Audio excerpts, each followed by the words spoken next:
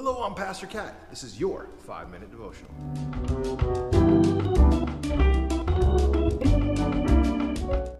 If you've been following with us, you know we worked our way all the way from chapter 1 to chapter 26 of 1 Samuel.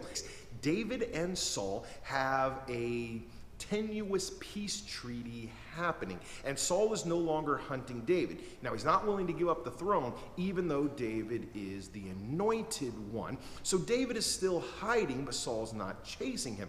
That is until Saul meets with the Ziphites. Now, the Ziphites believe that David is a usurper, and they convince Saul to go back on the hunt and look for Dave. He kind of figures out where David is, goes to chase him down.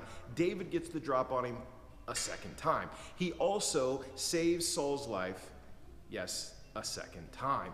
And this time, they come up with a secondary treaty where Saul agrees that he is going against the will of God, and so he's going to let David live out his kind of existence until he's done with the kingship.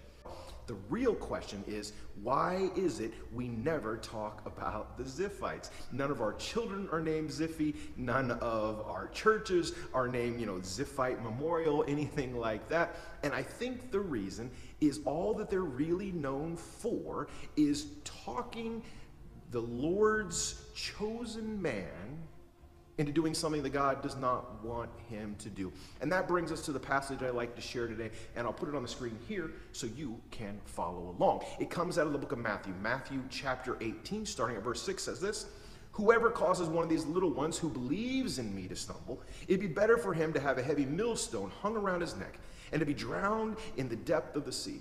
Woe to the world because of its stumbling blocks, for it is inevitable that the stumbling blocks come.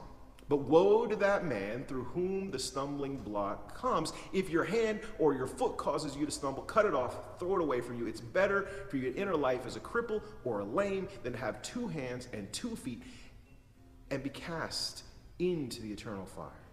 If your eye causes you to stumble, pluck it out, throw it from you. It's better for you to enter with 1 eye than to have 2 eyes and be cast into a fiery hell. See to it that you don't despise one of these little ones. For I say to you that their angels in heaven continually see the face of my Father who is in heaven, for the Son of Man has come to save that which is lost." In this passage, we're talking about this millstone being tied around your neck and you being thrown in the sea to drown.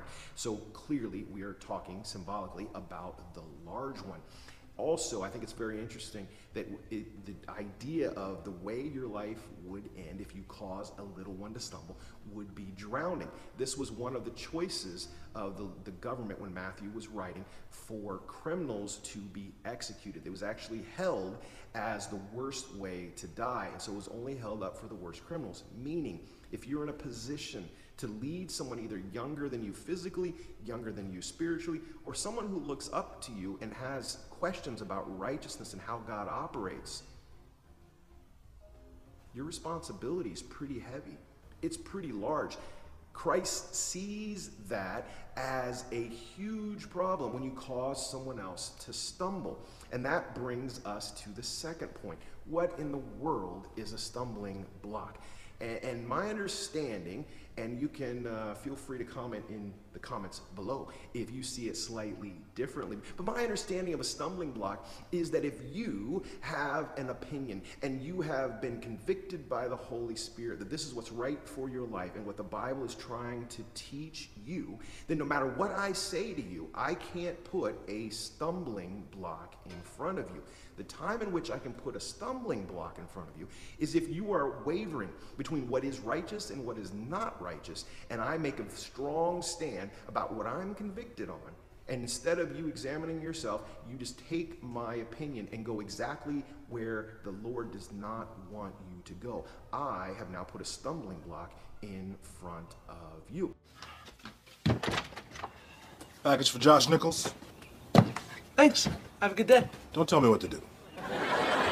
The reason I feel like we need to make that clarification is oftentimes if 2 believers disagree, one will tell the other, you're putting a stumbling block in my way, you need to change yourself. It's just another way of controlling a believer you disagree with. And that really is a shame. If I'm convicted by the Holy Spirit, and so are you. And we're both getting our truth from the Bible.